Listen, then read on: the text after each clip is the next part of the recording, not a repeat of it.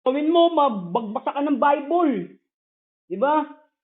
Basa ka ng Bible. Dahil yun yung ginagawang way ng Lord para kausapin niya tayo. Paano mo makakausap ang Diyos kung sa pararaan na ganun, hindi mo ginagawa? Dahil Bible, yun ang salita ng Diyos. Salita ng Diyos. Di ba? Malinaw, salita ng Diyos. Doon mo siya makakausap. Dahil nalaman ko ang kautusan ng Diyos dahil sa salita ng Diyos. Nakilala ko ang Diyos dahil sa salita ng Diyos. Sabi sa John 1:1, ang pasimula ay naroon na ang salita. At ang salita ay kasama ng Diyos. At ang salita ay Diyos. Malinaw na sinabi doon, di ba? Sa tulong ng banal na Espiritu, bibigyan kanya ng pangunawa ngayong oras na ito. Sino ang Diyos doon? Di ba? Sabi ang salita. Ang salita ay Diyos. Sino ang Diyos doon? Ang salita, no? At sa John 1:14, sinabi naman dito, ang salita ay nagkatawan tao. Hallelujah.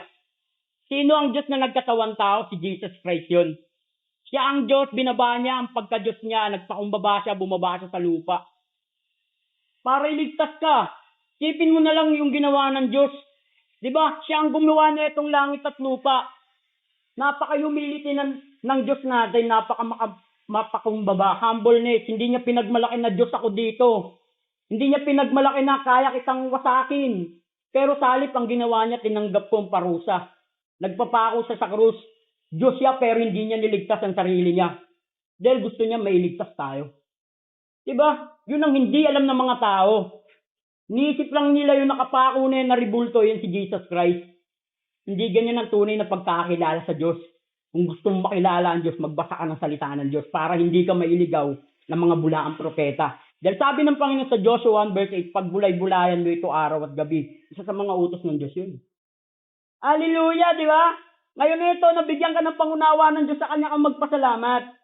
Dahil ngayon naunawaan mo na kung ano ang katotohanan. Dahil sabi ng Panginoon sa John 14:6, ako ang daan, ang katotohanan at ang buhay na walang hanggan. Walang sinabi doon na religion, only Jesus Christ lang.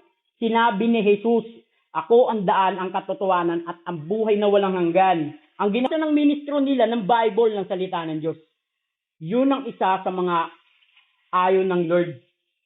Yung hindi tayo susunod sa utos niya. Dahil isa sa mga utos ng Diyos yun, na magbasa tayo ng salita ng Diyos.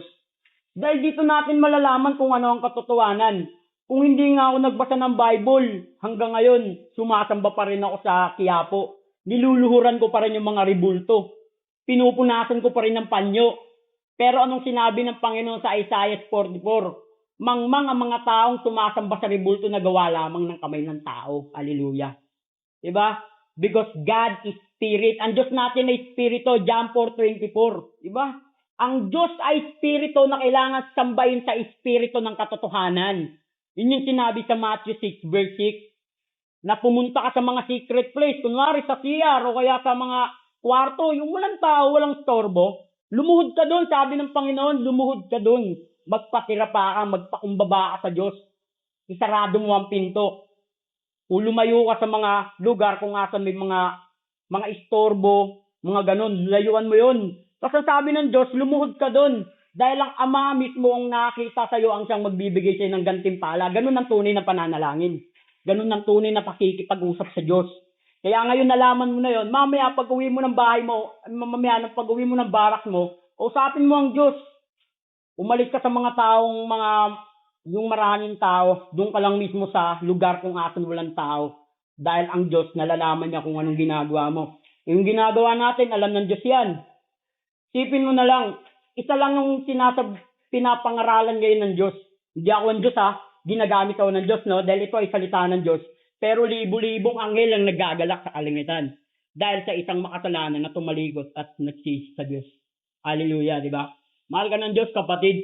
Yun ang tunay na Diyos. Espiritu, hindi ribulto, no? Hallelujah.